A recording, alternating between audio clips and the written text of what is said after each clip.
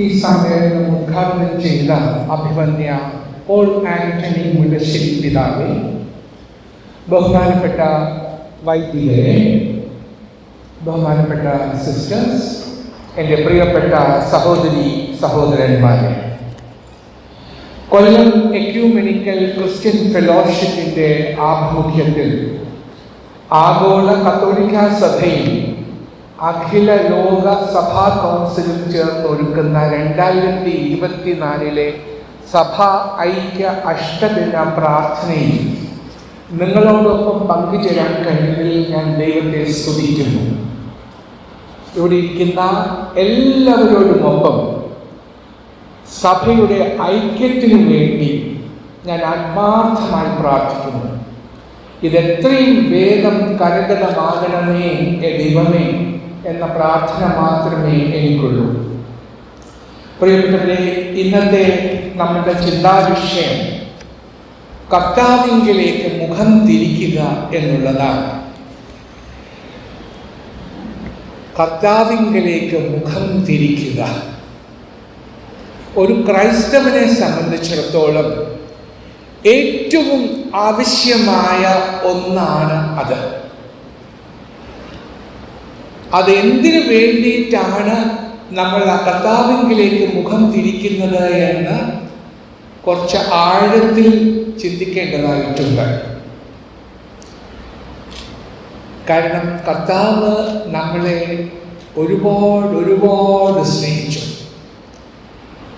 സമയത്തിനും കാലത്തിനും ചരിത്രത്തിനും സംസ്കാരത്തിനും എല്ലാം അതീതമായി നിലനിൽക്കുന്ന 3 മൂല്യങ്ങളെക്കുറിച്ച് പൗലോസ് അപ്പോസ്തലൻ കൊരിന്ത്യർക്ക് എഴുതിയ ലേഖനത്തിൽ പറയുന്നുണ്ട്.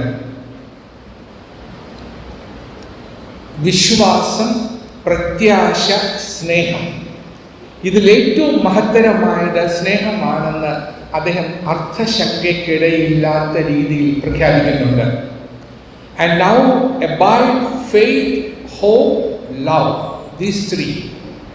But the greatest of these 3 is love. ദൈവസ്നേഹം എന്നത് കാലാതീതമാണ്. അതൊരു ഗംഗാപ്രവാഹമാണ്. എല്ലാത്തിനെയും മറികടക്കുന്ന ഒന്നാണ്. അതിൻ്റെ മുൻപിൽ മണ്ണും കല്ലും മുള്ളും ഒന്നും ഒരു പ്രശ്നമല്ല. അനർഗല നിർഗല പ്രവാഹം. അത് എല്ലാത്തിനെയും കീഴടക്കുന്നു. ദൈവസ്നേഹത്തെ പ്രോജ്വലിപ്പിക്കുന്ന ഒട്ടനവധി വചനങ്ങൾ വിശുദ്ധ വേദത്തിലുണ്ട്. എങ്കിലും അതിൽ ഏറ്റവും പ്രധാനപ്പെട്ടത്, ഒരു സംശയവും വേണ്ട, അത് വിശുദ്ധ യോഹന്നാന്റെ സുവിശേഷം 3-ാം അധ്യായം 16-ാം വാക്യമാണ്. തൻ്റെ ഏകജാതനായ പുത്രനിൽ വിശ്വസിക്കുന്ന ഏവനും നശിച്ചു പോകാതെ നിത്യജീവൻ പ്രാപിക്കേണ്ടതിന് ദൈവം അവനെ നൽകുവാൻ തക്കവണ്ണം ലോകത്തെ സ്നേഹിച്ചു എന്ന വാക്യം. ഇത് മലയാളത്തിൽ ട്രാൻസ്ലേറ്റ് ചെയ്തപ്പോൾ ഒരു വലിയ കോംപ്ലക്സ് സെന്റൻസ് ആണ്. ഒരു പ്രാവശ്യം വായിച്ചാൽ പെട്ടെന്ന് മനസ്സിലാവില്ല. അതുകൊണ്ട് അത് ഇംഗ്ലീഷ് ബൈബിൾ എടുത്ത് നോക്കുകയാണെങ്കിൽ കുറച്ചും കൂടി വ്യക്തമായിട്ട് മനസ്സിലാകും. For God so loved the world that he gave his only begotten Son, that whosoever believeth in him should not perish, but shall have everlasting life. ദൈവം മനുഷ്യനെ അത്രമാത്രം സ്നേഹിച്ചു. He loved the world so much എന്നാണ് പറയുന്നത്. എന്തിനു വേണ്ടിയിട്ട്? അവനിൽ വിശ്വസിക്കുന്ന ഒരാൾ പോലും നശിച്ചു പോകരുതെന്ന് ദൈവത്തിന് നിർബന്ധമുണ്ടായിരുന്നു. നശിച്ചു പോവുക മാത്രമല്ല, അവൻ നിത്യജീവൻ പ്രാപിക്കുകയും വേണം. ഒരു കണ്ടീഷനുണ്ട്. Whosoever believeth in him, അവനിൽ വിശ്വസിക്കുന്ന ഏവരും, അതിൽ ഓർത്തഡോക്സ് ആണോ, കത്തോലിക്കനാണോ, മർത്തോമയാണോ, പ്രൊട്ടസ്റ്റന്റ് ആണോ എന്നൊന്നും ഒരു വ്യത്യാസമില്ല. അവനിൽ വിശ്വസിക്കുന്ന ഏവരും എന്നാണ് ബൈബിൾ പറയുന്നത്. ഇത് പ്രിയപ്പെട്ടവരെ, ഈ വാക്യമാണ് വേദപുസ്തകത്തിൻ്റെ മർമ്മം. ഇതാണ് വേദപുസ്തകത്തിൻ്റെ സെന്റർ ഓഫ് ഗ്രാവിറ്റി. ഈ വാക്യത്തിൽ എല്ലാം അടങ്ങിയിരിക്കുന്നു. പഴയ നിയമത്തിലെ സത്യങ്ങൾ ഇവിടെ സമ്മേളിക്കുന്നു, പുതിയ നിയമത്തിലെ സത്യങ്ങൾ ഇവിടെ നിന്നും ഉത്ഭവിക്കുന്നു. ഇത് ഏറ്റവും ചിന്തനീയമായ ഒരു വാക്യമാണ്. നമുക്ക് എല്ലാവർക്കും അറിയാവുന്നതാണ്, പലപ്പോഴും നമ്മളത് വേഗത്തിൽ അങ്ങ് വായിച്ചു പോകും. എന്നാൽ ഞാൻ ഈ ഭാഗം പല പല പ്രാവശ്യം വായിച്ചിട്ടുള്ളതാണ്. ഇത് വായിക്കുമ്പോൾ, ഈ വാക്യം, ഈ വേദവാക്യം വായിക്കുമ്പോൾ ഇതോടൊത്തു ചേർത്ത് വായിക്കേണ്ടുന്ന മറ്റൊരു വേദഭാഗം കൂടിയുണ്ട്. അത് ഏതാണെന്നറിയാമോ? പൗലോസ് അപ്പോസ്തലൻ എഫെസ്യർക്ക് എഴുതിയ ലേഖനം 3-ാം അധ്യായം 18-ാം വാക്യം.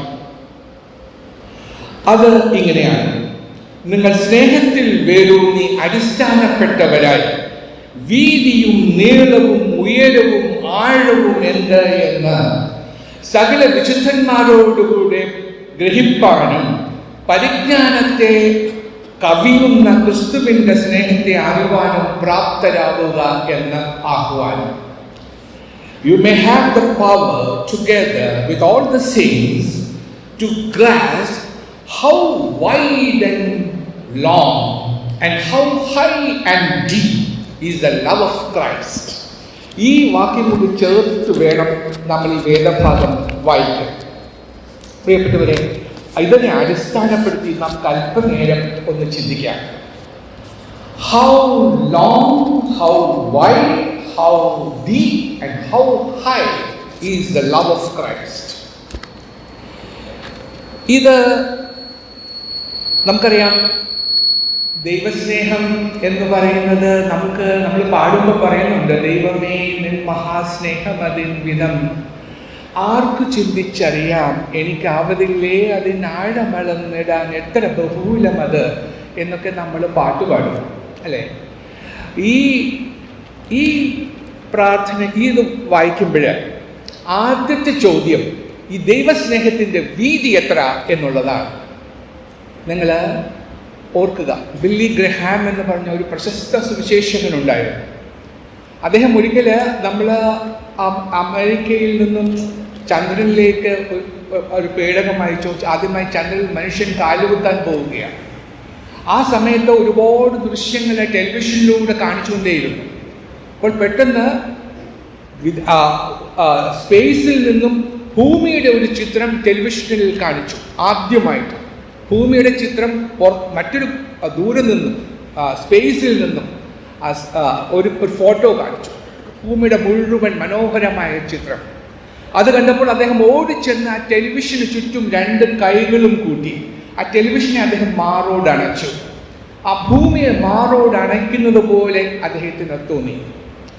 പ്രിയപ്പെട്ടവരെ, ദൈവസ്നേഹം ഇതുപോലെയാണ്. ദൈവസ്നേഹം ഈ ഭൂലോകത്തെ മുഴുവനും, 5 ഭൂഖണ്ഡങ്ങളും 7 മഹാസമുദ്രങ്ങളുമുള്ള ഈ ഭൂഖണ്ഡത്തെ മുഴുവനും മാറോടണയ്ക്കാൻ മാത്രം വീതിയുള്ളതാണ്. കർത്താവ് ഒരു രാജ്യത്തെ മാത്രമല്ല സ്നേഹിച്ചത്, അവനൊരു ഭൂഖണ്ഡത്തെ മാത്രമല്ല സ്നേഹിച്ചത്, അവനൊരു വർഗത്തെ മാത്രമല്ല സ്നേഹിച്ചത്, അവൻ ഈ ലോകത്തെ മുഴുവനും സ്നേഹിച്ചു. അതിൽ അമേരിക്കക്കാരുണ്ട്, റഷ്യക്കാരുണ്ട്, ചൈനക്കാരുണ്ട്, ആഫ്രിക്കക്കാരുണ്ട്, ഏഷ്യക്കാരുണ്ട്, എല്ലാവരുമുണ്ട് അല്ലേ. ഏദനിൽ ആദ്യ പാപം പിറന്നപ്പോൾ അവൻ തൻ്റെ കൈകൾ ഭൂമിക്ക് ചുറ്റും നീട്ടി. അവൻ ആ ഭൂമിയെ തൻ്റെ മാറോടണച്ചു. പറുദീസയിൽ നിന്നും മാലാഖമാർ വീണപ്പോൾ ദൈവം അവരെ താങ്ങി നിർത്തിയില്ല. എന്നാൽ മനുഷ്യൻ വീണപ്പോൾ അവനെ താങ്ങാൻ അവൻ തൻ്റെ ഭുജങ്ങൾ നീട്ടി. ആവർത്തന പുസ്തകം 33-ാം അധ്യായത്തിൽ പറയുന്നു, 27-28 വാക്യങ്ങളിൽ, പുരാതനായ ദൈവം നിന്റെ സങ്കേതം, കീഴെ ശാശ്വത ഭുജങ്ങളുണ്ട് എന്ന്. അപ്പോൾ ദൈവസ്നേഹത്തിൻ്റെ വീതി എന്ന് പറയുന്നത് ഈ ഭൂലോകത്തെ മുഴുവനും, 5 ഭൂഖണ്ഡങ്ങളും 7 മഹാസമുദ്രങ്ങളുമുള്ള ഈ ഭൂഖണ്ഡത്തെ മുഴുവനും മാറോടണയ്ക്കാൻ മാത്രം വീതിയുള്ളതാണ് എന്നാണ്. For God so loved the world എന്ന ആ വാക്യത്തിൻ്റെ ആ ഭാഗത്തിൽ ഇതിൻ്റെ ഉത്തരം അടങ്ങിയിരിക്കുന്നു. ഇനി രണ്ടാമത്തെ ചോദ്യം, ഇതിൻ്റെ നീളം എത്ര? ദൈവസ്നേഹത്തിൻ്റെ നീളം എത്ര? പ്രിയപ്പെട്ടവരെ, ഈ വേദഭാഗം നമ്മൾ വായിക്കുമ്പോൾ അതിൽ പറയുന്നു, അവനിൽ തന്റെ ഏകജാതനായ പുത്രനിൽ വിശ്വസിക്കുന്ന ഏവനും നശിച്ചു പോകാതെ നിത്യജീവൻ പ്രാപിക്കേണ്ടതിന് ദൈവം അവനെ നൽകുവാൻ തക്കവണ്ണം ലോകത്തെ സ്നേഹിച്ചു. ശ്രദ്ധിക്കണം, നൽകുവാൻ തക്കവണ്ണം ദൈവം ഒരാളെ മാത്രമേ നൽകിയുള്ളൂ. അവൻ ഒരുപാട് പ്രവാചകന്മാരെ അയച്ചു, ഇല്ലേ? അവനെ മോശയെ അയച്ചു, ദാവീദിനെ അയച്ചു, യോശുവയെ അയച്ചു, എസെക്കിയേലിനെ അയച്ചു, യെശയ്യാവിനെ അയച്ചു, എന്തിനാ മലാഖിമാര് വരെ എത്ര പ്രവാചകന്മാരെയാണ് അയച്ചത്? ആരെയും അവൻ നൽകിയില്ല. വേദപുസ്തകം മുഴുവൻ അരിച്ചു പറിച്ചു വായിച്ചാലും നൽകിയത്, ദൈവം നൽകിയതായി മറ്റൊരാളെ നൽകിയതായി പറഞ്ഞിട്ടില്ല. He gave his only begotten son. All others he sent them. ബാക്കിയുള്ളവരൊക്കെ അദ്ദേഹം അയക്കുകയാണ് ചെയ്തത്. അപ്പോൾ ഇവിടെ ദൈവം തൻ്റെ ഏകജാതനെ നൽകി. അവൻ he gave his only begotten son എന്നാണ് പറയുന്നത്.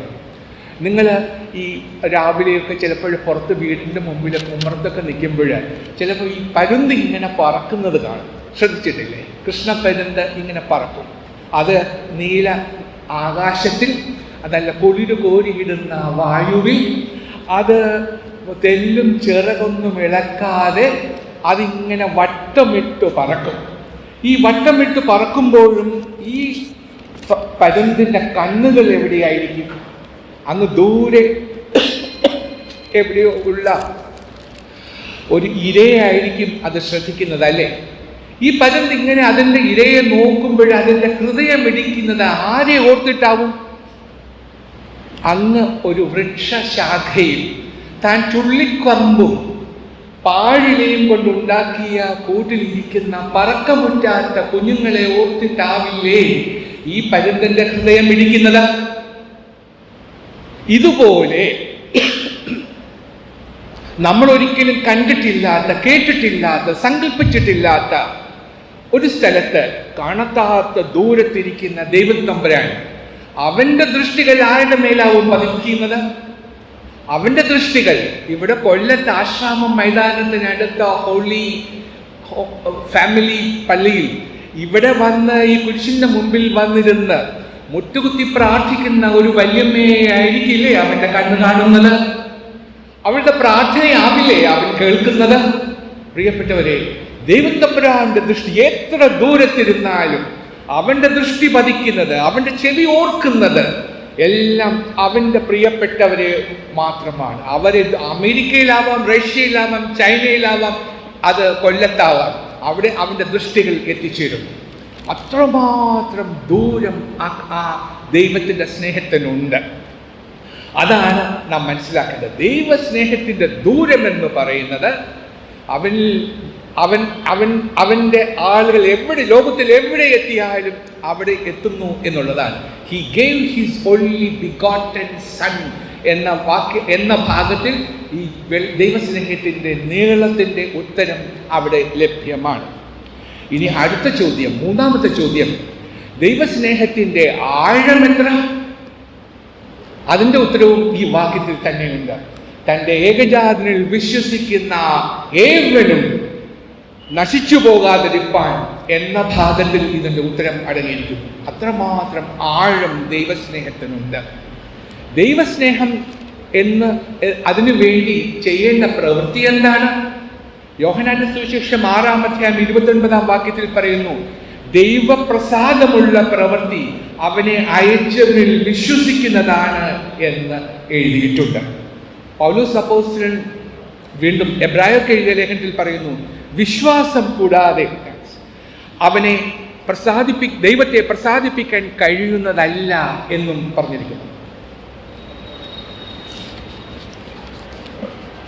വിശ്വാസം കൂടാതെ ദൈവത്തെ പ്രസാദിപ്പാൻ കഴിയുന്നതല്ല. പ്രിയപ്പെട്ടവരെ, 1999 കാർഗിൽ യുദ്ധം നടന്നു. നിങ്ങൾ ഓർക്കുന്നുണ്ടാവണം. കാർഗിൽ യുദ്ധം ഉണ്ടായ സമയത്ത് നിങ്ങൾക്കറിയാമോ, അവിടെ നമ്മുടെ മഞ്ഞുമലകളെല്ലാം ഉള്ള സ്ഥലമാണ് കാർഗിൽ. ടൈഗർ ഹിൽസ് എന്ന് പറഞ്ഞ് ഏറ്റവും ഉയരമുള്ള ഒരു വലിയ ഹില്ലുണ്ട്, ഒരു വലിയ മലയുണ്ട്. അവിടെ മഞ്ഞ് സമയത്ത് അവിടെ നിൽക്കാനാവില്ല, അത്രമാത്രം മഞ്ഞ് പെയ്യുന്ന സ്ഥലമാണ്. ആ സമയത്ത് മഞ്ഞുകാലത്ത് ഇന്ത്യൻ പട്ടാളക്കാർ അവരുടെ പോസ്റ്റിൽ നിന്നും മടങ്ങിപ്പോയപ്പോൾ പാകിസ്ഥാനികൾ നുഴഞ്ഞു കയറി ഇത് കീഴടക്കി.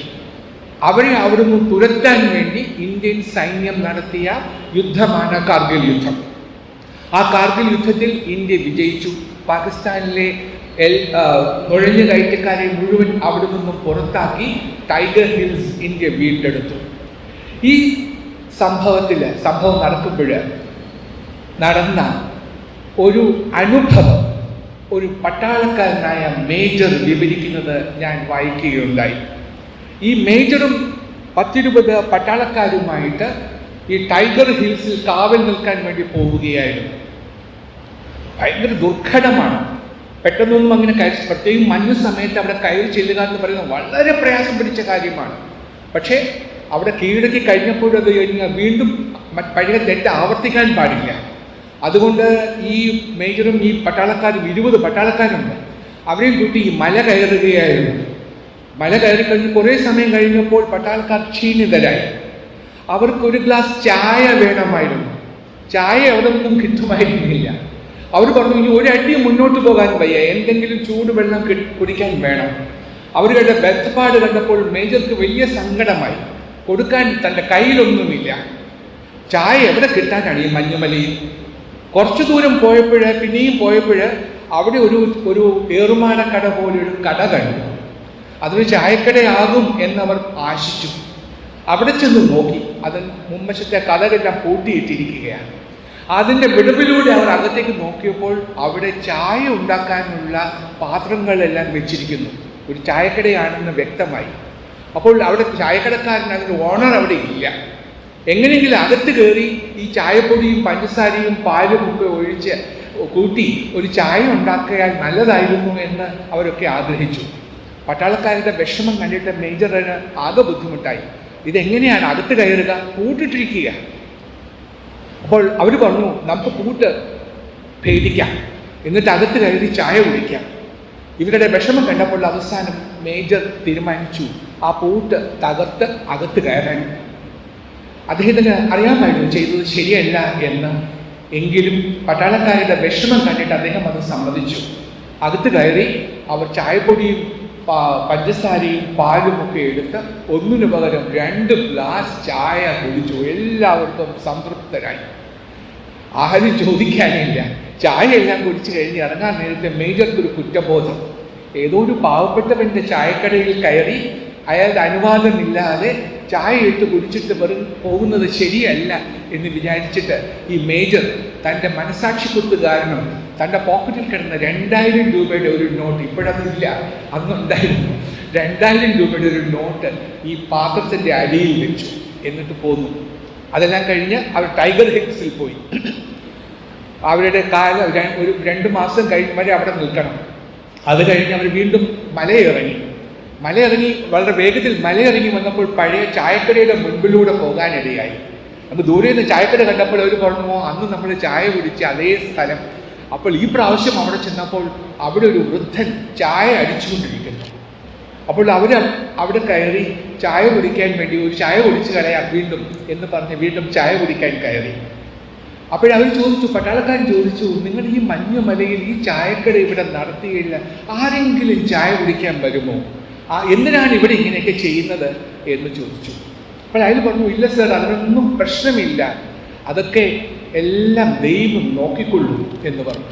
അപ്പോൾ ഒരാൾ പറഞ്ഞു, ഈ മഞ്ഞുമലയിൽ എവിടെയാണ് ദൈവം? ഇവിടെ ദൈവം നോക്കിക്കൊള്ളുമെന്ന് നിങ്ങൾ പറയുന്നതിന് എന്തെങ്കിലും അടിസ്ഥാനമുണ്ടോ എന്ന് ചോദിച്ചു.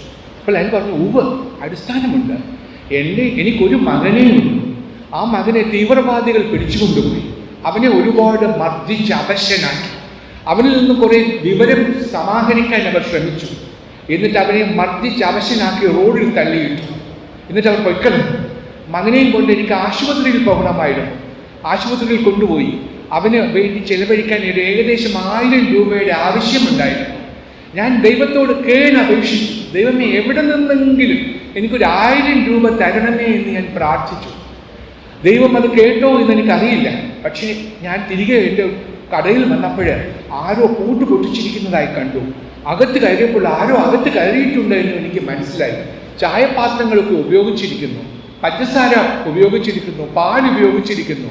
അതെല്ലാം കഴിച്ച് ഞാൻ നോക്കിയപ്പോൾ ആ പാത്രത്തിനടിയിൽ 2000 രൂപയുടെ ഒരു നോട്ട് വെച്ചിരിക്കുന്നു.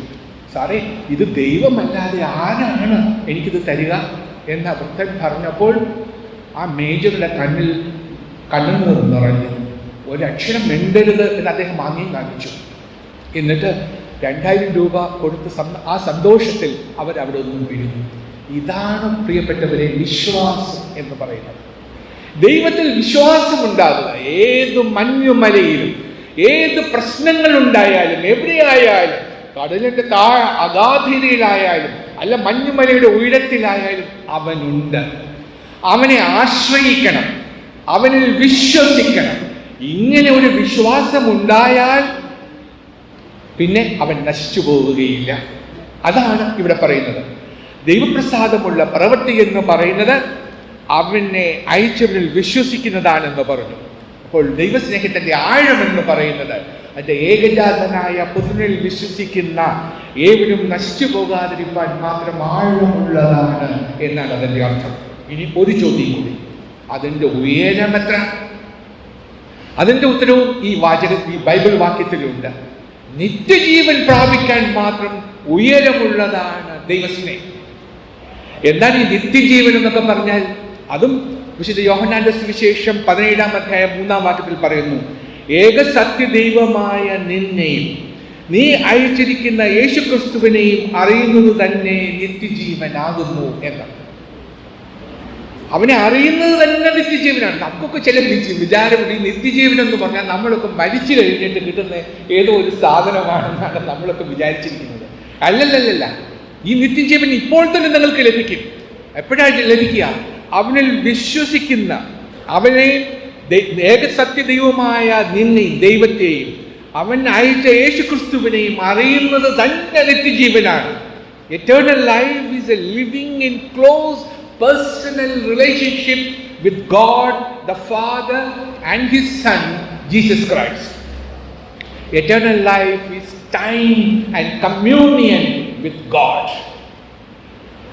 നമ്മൾ ദൈവവുമായിട്ട് എത്രയും സമയം ചെലവഴിക്കുന്നു, അവനുമായി നമ്മൾ എത്രമാത്രം അവനുമായി യോജിപ്പിലെത്തുന്നു, അവനുമായി നാം എങ്ങനെ അവനെ സാംശീകരിക്കുന്നു, അത് തന്നെയാണ് നിത്യജീവൻ. അപ്പോൾ തന്നെ നിങ്ങൾക്ക് നിത്യജീവൻ ലഭിക്കുന്നു എന്ന്.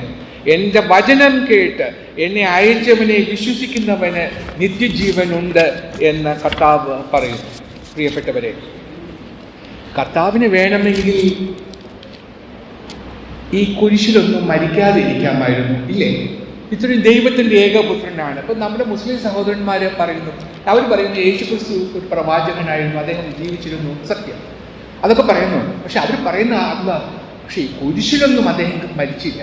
കാരണം അദ്ദേഹം ഇത്രയും ത്യാഗങ്ങളൊക്കെ ഇട്ട് ഒരുപാട് പീഡനങ്ങളൊക്കെ അനുഭവിച്ചപ്പോൾ അദ്ദേഹം അള്ളാഹുവിൻ്റെ പ്രിയപ്പെട്ട പ്രവാചകൻ ഇത്രമാത്രം പ്രയാസങ്ങൾ അനുഭവിക്കുന്നത് കണ്ടപ്പോൾ അള്ളാഹുവിന് അത് അംഗീകരിക്കാൻ കഴിഞ്ഞില്ല, സഹിക്കാൻ കഴിഞ്ഞില്ല.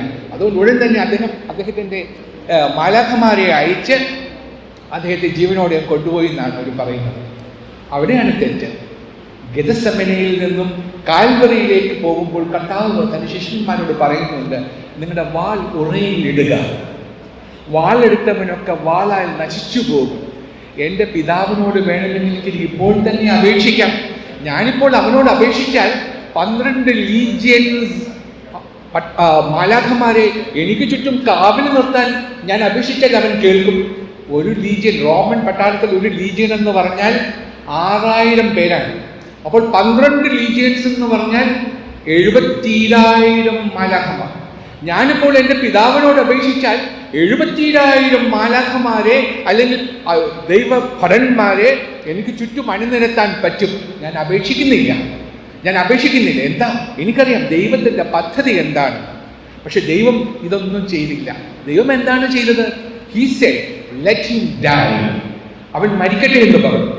സമയത്തിൻ്റെ ടെലസ്കോപ്പിലൂടെ അവൻ നമ്മൾ നോക്കിയപ്പോൾ എന്നെയും നിങ്ങളെയും കണ്ടു.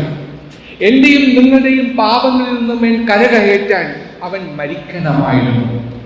എൻ്റെയും നിങ്ങളുടെയും മരണമില്ലാതാക്കാൻ അവൻ മരിക്കണമായിരുന്നു. നമ്മളെ എല്ലാം അമർത്യരാക്കാൻ അവൻ മരിക്കണമായിരുന്നു.